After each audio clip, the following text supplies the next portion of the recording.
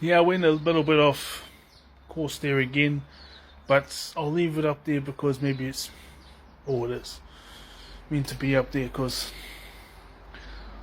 the thing I didn't like about Forrest Gump is because actually in the book it's proven that he is smart, but he thinks he's dumb because he knows like if that's a handful of something, there's someone who knows this handful of something, and he knows 3 handfuls of things, but he also knows there's like another 10 or 11 or 12 different handfuls of things that he doesn't know. He just knows the name and that they exist, but doesn't know how to do all these things.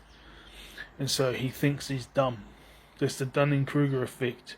And the people in the movie are like the type of people that only realize about this one handful of things, and because they know all of that, they think that they're so brilliant, and he's the dumbass. And that's really the story of the book. And like they all end up struggling and stuff, and some of them die, and some of them, some of them just struggle by, and it ends up that he fails a few things, but he succeeds at a few things, and ends up becoming a successful business owner. And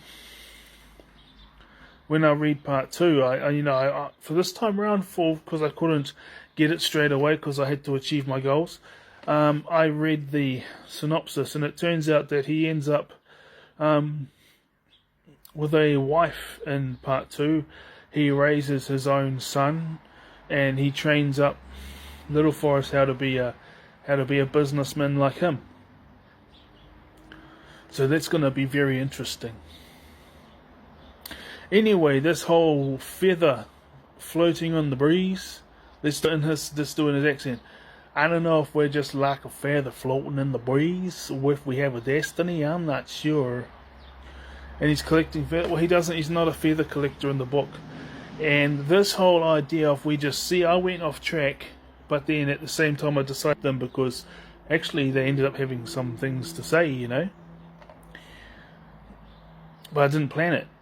But 3 years ago, I made a plan that I was going to go from where I was to being much, much healthier mentally, spiritually, physically, financially, and relationally.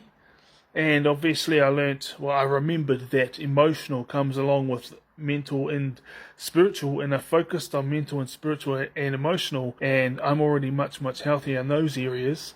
And part 4.